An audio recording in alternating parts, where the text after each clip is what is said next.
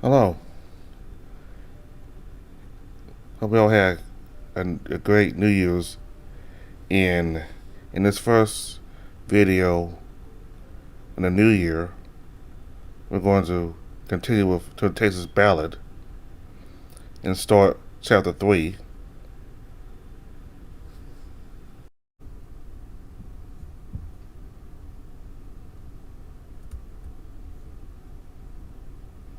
Chapter 3. The person by choices made. The Firefly Festival is one of the biggest festivals in the city of Axia, taking place over the course of 3 days and sometimes longer, depending on how many drunkards linger. The city is alight with celebration, competition, and partying. Every day, each day of the festival honors a different aspect of life. The first Firefly Day celebrates the present in the form of a sporting competition. The famed Axia Jousting Tournament and Grand Brawl is held to commemorate our rivalry and camaraderie with our common man. All warriors from across the land are welcome to test their mettle in a brawling tournament. Fight amongst yourselves to see who is most fitting for the title champion. The city watch would like to remind all fighters to cover the blades of their weapons with protective wax that festival organizers are provided in order to prevent the great toe chopping incident from ever reoccurring. The city clerics were exhausted after spending hours magically reattaching lost digits and firmly request brawlers avoid any under the belt tactics. The winner of the Grand Brawl will receive a handsome cash prize provided by this year's organizers, House Osmia, who have generously taken up organizing duties after the recent passing of our beloved king and queen. More refined and noble individuals may prefer the grace of the jousting tournament. Participants are required to bring their own steed in order to qualify. The winner of this tournament will be gifted a boon from the Honorable House Osmia. Many thanks for their incredible generosity this year. The second day of the Firefly Festival is a memorial to the past, spent honoring our loved ones who have passed on. The lantern lighting event will be held at midnight in Central Town Square. This year, a great mural of our late king and queen shall be erected upon the town square gates in their memory. All are encouraged to attend. Finally, the last day of the festival is in celebration of our future to come. Parties and alcohol will fill the streets with jovial cheer. Remember to have fun and enjoy yourselves. Festival organizers would like to remind all attendees to remain clothed while in public areas.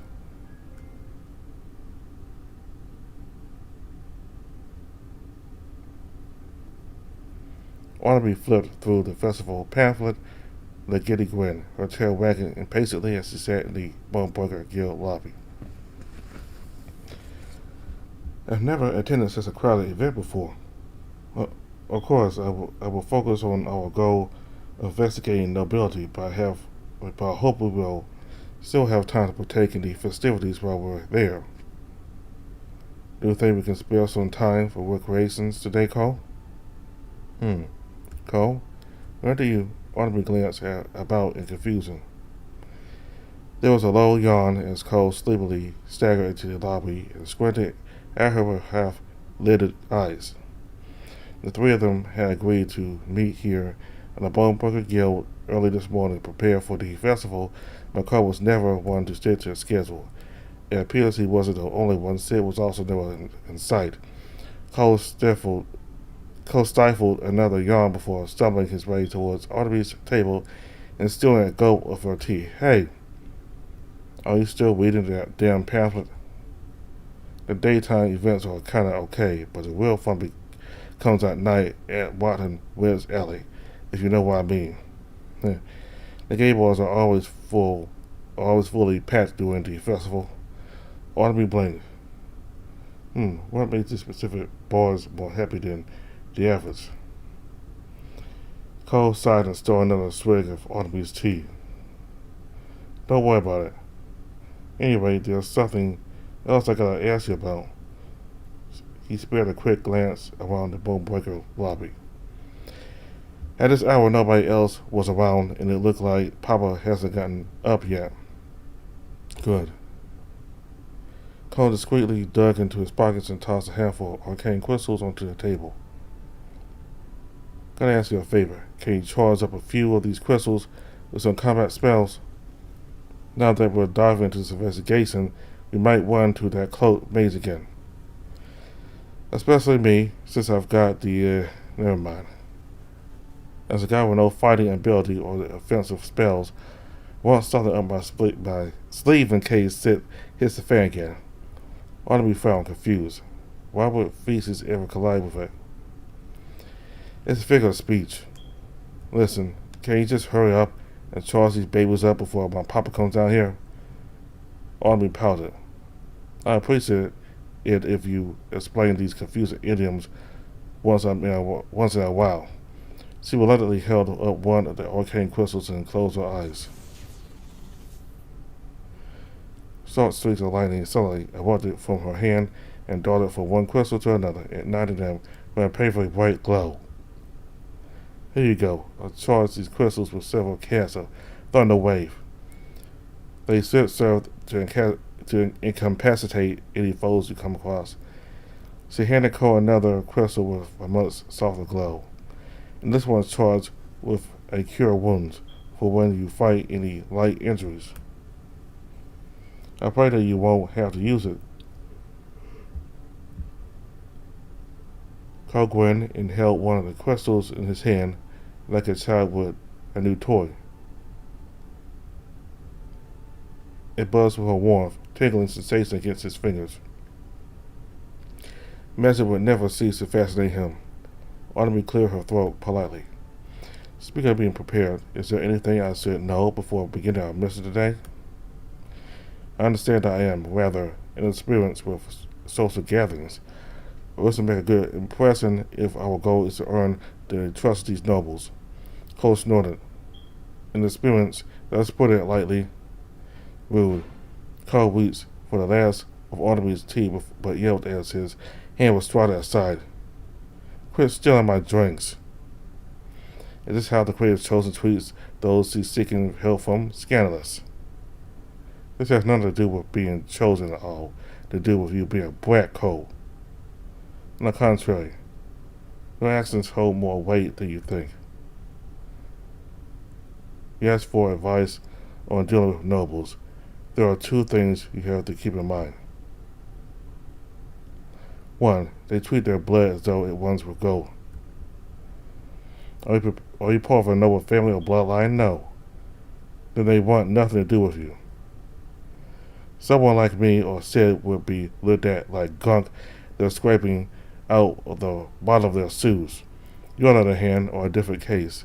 Not exactly a noble, but as the daughter of the Grand Bishop, you're bound to get a little more respect from these folks. Not to mention the whole chosen one thing and whatnot. On me visited uncomfortably. Ah yes, I quite understand. Her Excellency had forced me to memorize all the major family trees of the nobility during my training. The charts were very large, and I never finished studying them. The Knight Commander accidentally mistook the charts for scrap and used them in his paper moss project. Are you sure that was an accident? Of course, the Knight Commander would never make a mockery of such an important subject. And anyway, what does this have to do with anything? Hey, Cole grabbed the last of Autumn's tea and drank it down in one gulp. Ah, sweet caffeine. And here's point number 2, Noble's treasure status. You're a bit of an idiot, but you're still the creator's chosen one.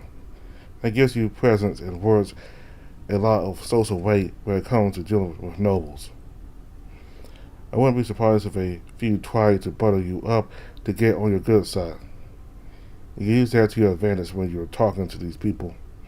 Try and fish out some gossip or news about powerful folks you have grown interested in rubies or power recently. Barnaby frowned as he struggled to wrap her mind around the idea. But still, I do not hold such importance. This is much more complicated than simply participating in today's festivities. I hope we still have time to enjoy the Firefly festival in between all this. Cole suddenly felt his pockets sift as Malice crawled out onto the dining table. I concur with your smelly celestial friend.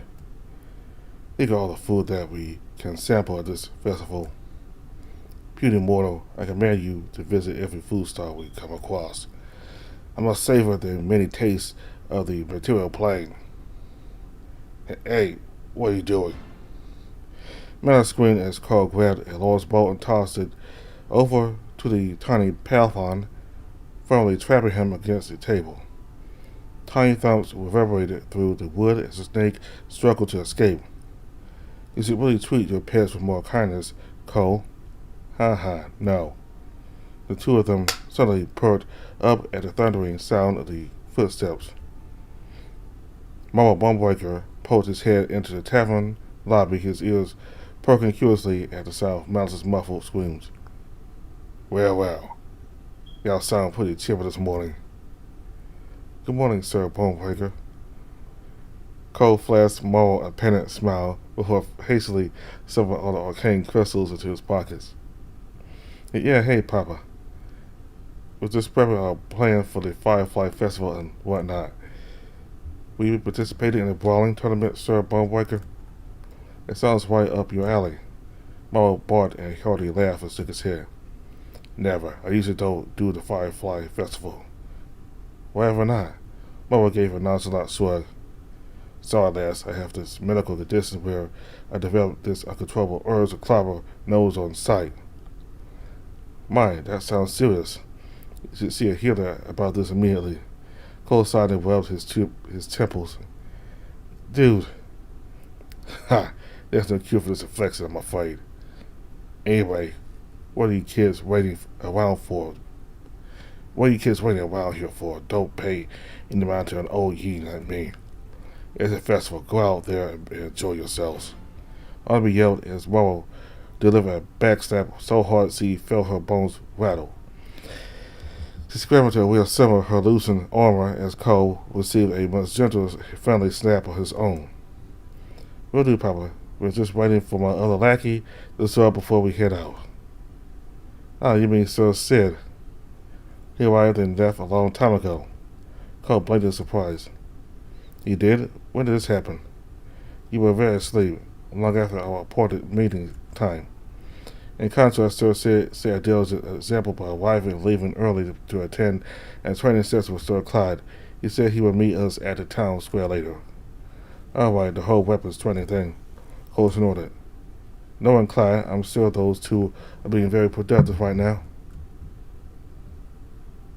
Now, make sure to grip the pole firmly and squeeze. Sid's mind was utterly blank save for the fact that Clyde's face was dangerously close to his own. His cheeks felt hot as the sensation of the tiger's low breath tickled his ears. Dude, are you even paying attention? Of course I am. Everything's great. Just gotta grip the pole firmly and... Sid jumped as he felt Clyde's warm hands caress up the length of his muscular arms as he adjusted his posture. You're getting the hang of it.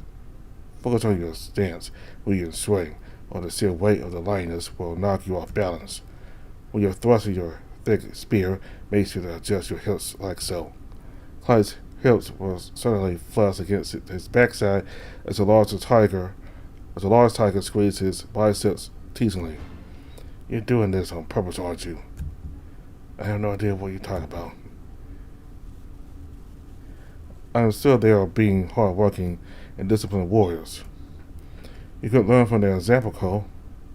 Doubtful. Cole took a sip of tea and found at his empty cup. I'm glad Sid's hanging out with Clyde, though. He could use some friends who aren't the two of us. Clyde is a clever and caring guy, too. He'll catch on to what Sid needs. Utterly blinked. What do you mean? You mean you haven't noticed? Sis been all mopey and twisted since yesterday's training exercises. He's not very good at hiding it. I did notice that he had been rather uncomfortable in my presence earlier this morning. He was very hasty to leave. Audrey bit her thumb with a worried frown. Have I done something wrong? I don't mean to upset him. Cole sighed. No, you haven't done anything wrong. Just keep in mind who you are. Sis never been a very self-assured guy. Being near you might be a little difficult sometimes. It's a complicated thing that Sid needs to sort out himself. He scratched his chin thoughtfully. The two of us butting in would probably just make things worse. Let's just give him some space to thank you, yeah? Autumn stared at him quickly for several long moments before finally nodding. I don't think I understand.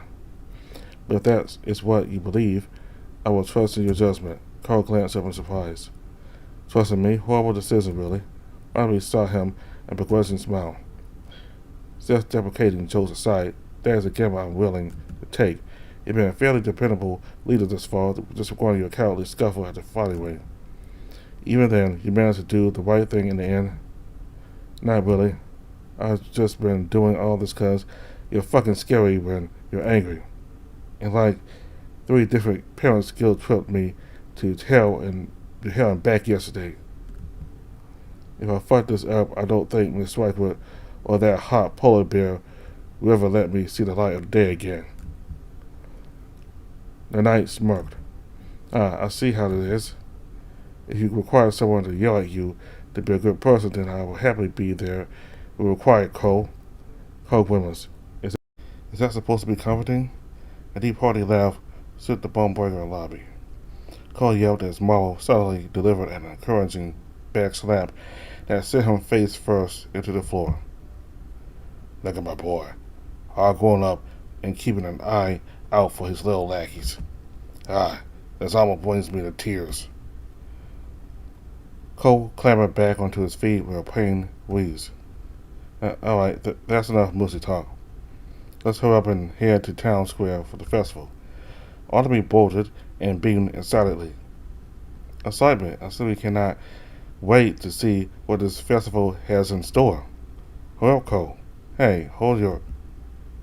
The words scarcely left Cole's muzzle before the knight skipped out the door like a giddy child. Cole sighed and scratched his head. Today's gonna feel like herding cats, isn't it? Well, I better get going. Oh wait, I almost forgot. Cole grabbed the bowl off the table to reveal Huffy and furious malice. Come on, Nudie. We gotta go. Blasted puny mortal. I will not suffer such disrespect. Brace yourself for the day I return to full power, for my wage will be tenfold. The python screams were cut short, yet again as Cole lazily stuffed them into his pockets. Lively old guy, ain't he? He never sets up, apparently. Speaking of which, there was a small pause as Cole visited awkwardly. His gaze danced around the empty lobby before returning to his father. Is Hammers around? Hammy. He left at the crack of dawn to help track down those rubies of yours. Haven't seen him since. Oh. Why do you ask? I was just gonna say bye and thanks before we left. You know, basic manners. Marrow was startled for a moment before his face split into an overjoyed grin.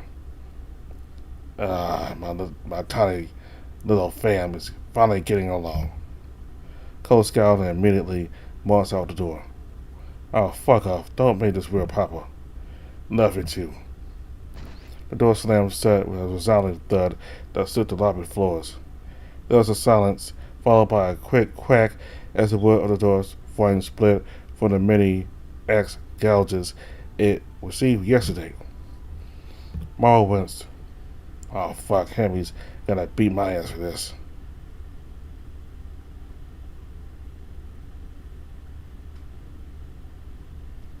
Market District, Souls Arcane Curiosities.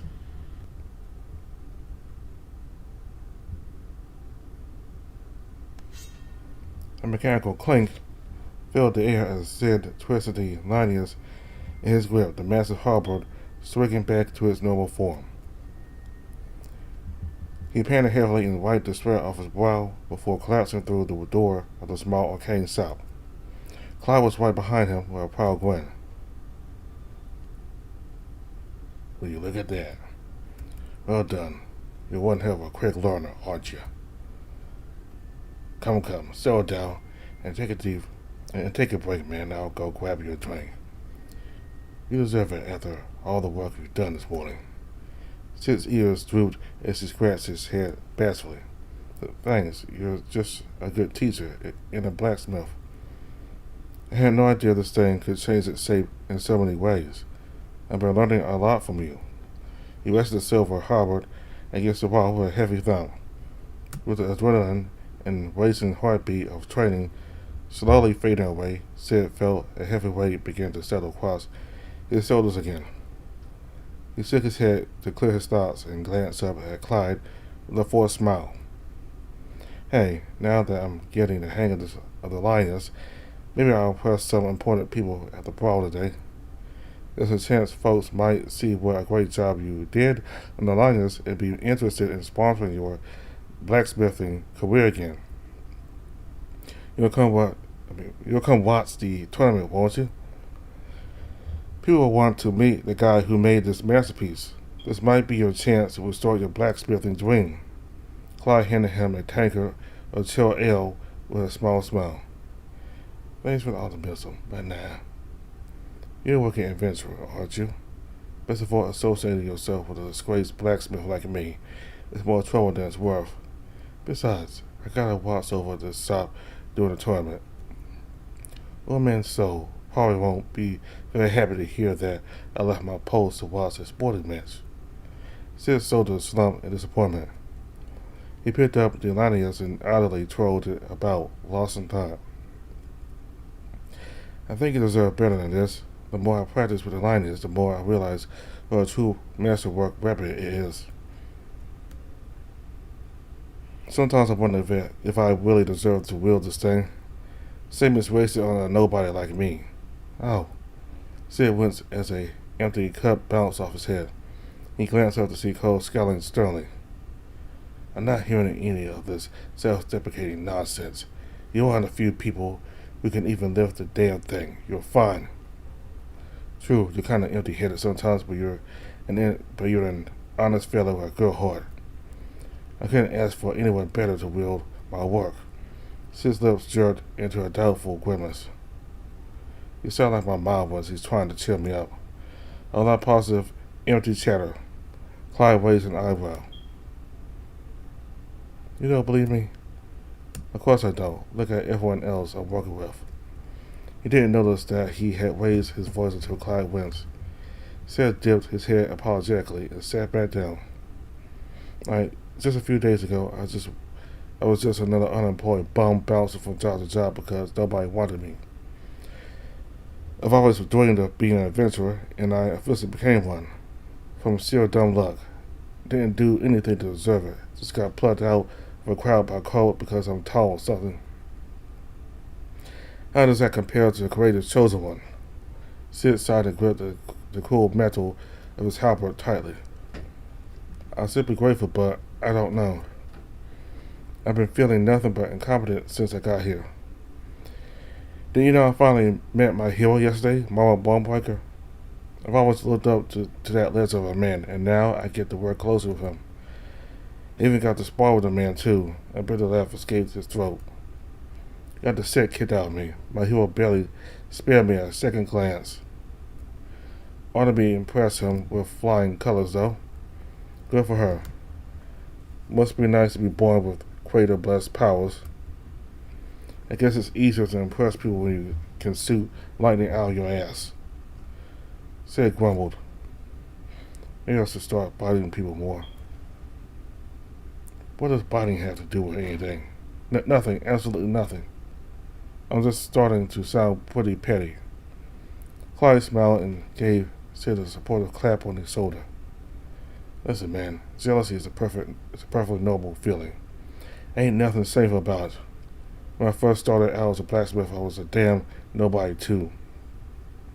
Seeing all the other guys my age who could perform better than me pissed me off to no end. But you see what the real problem is? Sid peered at him curiously. What? Those other guys did nothing wrong. I was just being an insecure little baby who didn't deal with my frustrations very well. So I just threw my frustrations at everyone else. Clyde swore. Like I said yesterday, I didn't make many friends back in the day. I saw a nostalgic smile suddenly spread across the tiger's face. Then Matt Cole, that little guy, always knew how to give good pep talks. The best cure for envy is self-improvement. I started focusing on myself and taking those steps to improve my work. Probably helped that I had a cute little hyena cheering me up. The pissy, jealous feeling in my chest went away when I wasn't busy comparing myself with others. Go always used to say. Clyde's smile suddenly fell and he took a deep swig of his ale. Anyway, don't feel too bad about being jealous, man. Everyone deals with it from time to time. Also, stop comparing yourself to the fucking chosen one. Everyone would feel like shit with those kind of standards. He jabbed a finger at Sid's chest. You know what I think you need? A mate. He instantly flashed across Sid's face. What? A buddy up here, a pro, if you will. Someone your level who you can talk shit with. Obviously can't be Cole because he's your boss. My condolences, by the way. Army is the one you're comparing yourself with, so that's a no-go. You're participating in the tournament, right? There should be plenty of meat-headed warriors there. Go make some friends. There's bound to be someone you can see eye to eye with. Sid scratched his head nervously. I guess I'm not exactly the best with talking to people. Clyde laughed and clapped Sid on the shoulder good-naturedly. Just throw some alcohol in there and you'll be fine. Plus, it's a damn festival. Everyone's gonna be in a jolly mood. Just be your cute, clueless self. I'm sure some guy's gonna fall into your lap eventually. What do you mean by that? Sid was suddenly cut off by the sharp toll the city's bell tower. He sprang up to his feet as he counted each ring of the bell. Oh, Sid, how long have I been here? I'm supposed to meet up with everyone in town square right now. Thanks for the talk, Clyde, but I gotta get going. Clyde smiled and leaned back in his chair. Have fun out there, my man. I'll be working here in the meantime. Buy me a few souvenirs while you're there, will ya? Sid froze. He patted his tight pants pockets frantically. What's the matter? You forgot something? My coin purse. I was gonna buy mom something nice while I was at the festival. I'm a complete dumbass. Gotta walk home now. I'll see you around. Clyde watched in amusement as the bear scrambled out the door while tripping on his own feet. He shook his head quietly before downing the rest of his ale. Jealous, huh?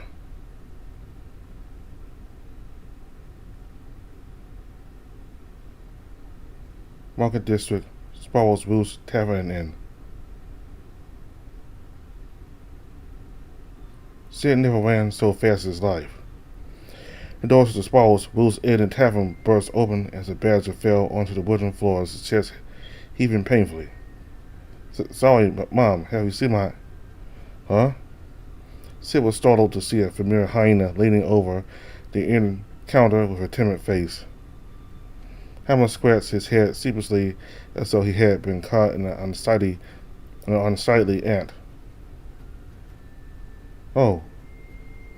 Good morning, Sid. You doing well? Sid nodded curiously as he struggled to regain his breath. Yeah, just on my way to town square. What are you doing here? Before Hammer could open his mouth, Elia cheerfully glided through the kitchen doors with a thick stack of parchment in her arms. Here you go, Mr. Hammers. All my best recipes and kitchen tips in one organized stack. I never knew you were such a self-conscious man. Just because your son enjoyed my cooking doesn't mean he doesn't appreciate yours. Hammer's gaze darted between Sid and Ilya before he hastily collected the recipes. The older hyena cleared his throat loudly. Cole has made his opinion heard loudly. Thank you for humoring me, Miss Swyquid. I'll try and put your work to good use. How much do I owe you? Oh, nothing at all, dear. It's quite warming to see such a loving father be attentive to his son's wants and needs. Why, I simply thank you and Cole for keeping a watchful eye on my little boy at your mercenary company. Sid is a sweet and talented lad. He just needs someone to give him a nudge once in a while. Mom. Oh, Sid, when do you get home? I figured you'd be back sooner than later. You've forgotten your coin purse in the kitchen again. The old bird chirped cheerfully as he handed the purse to her son with a knowing look and a pinch to his cheek. Sid's face flushed. He glanced at Hammond before awkwardly stuffing his purse in his pocket. Wow, you're embarrassing me in front of my hero's boyfriend. This my job, dear. Now scurry along. Your friends are waiting for you, aren't they? Sid showed a slump and embarrassed defeat. He gave his mom a quick peck on the cheek before bolting out the door again. Thanks, Mom. I'll get you something nice from the festival. Hammond watched the exchange between the two with a quiet furrow in his brow. He sighed quietly before folding up his stack of parchment and tucking it into a pocket of his cloak. Thank you for your recipes, Mrs. Swyquid, but I best get going. The day's young and there's much work to do. Oh, of course, don't let an old bird like me keep you. Apologies, I do love to dote on my boy every chance I get. I'm sure you understand. Cole's probably utterly spoiled by your lot. Ilya let out a cheerful chirp. Hammond's jaw tightened as he forced a smile. Perhaps, though I have to admit, Cole lacks the sweetness your boys seem to have. Oh, but I'm sure that's just a small bump in the road. Cole seems like a good lad. You're a good father. He's bound to see the hard work you put in him eventually. That's very optimistic for you. Hammond cleared his throat and made his way towards the door. Though, if you forgive me, I must take my leave. The wooden door of the tavern swung open and closed with a cold thud as Hammond left. Ilya watched the retreating back of the man for several moments before letting out a tired huff. Somebody really needs to grab all three of you by the ears and sit you down for a talk.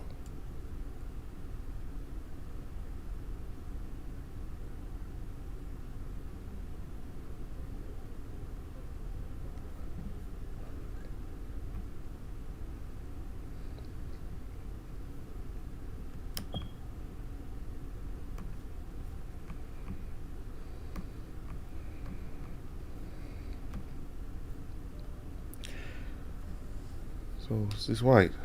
Somebody needs to have all three of them sit down and talk.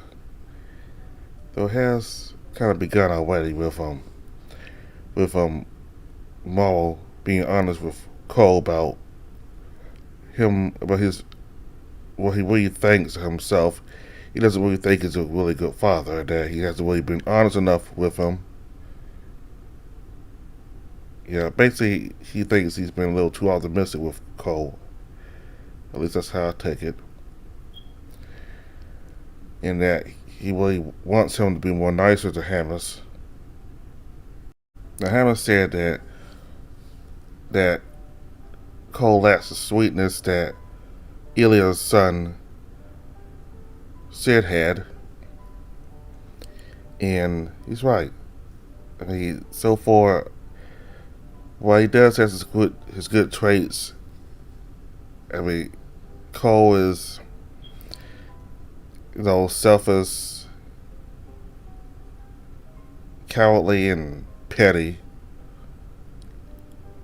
I mean, he holds grudges, especially against Hammond.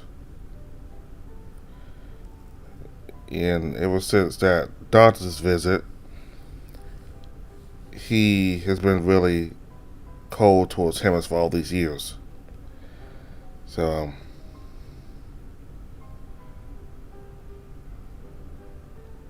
I mean, he's gonna have to really change if he wishes to see his father as leader of the Bone Breaker mercenary company. He needs to change his outlook on things and just be more heroic. I mean, you're not gonna be strong like a father, but at least come up to his standards when it comes to being brave and being heroic.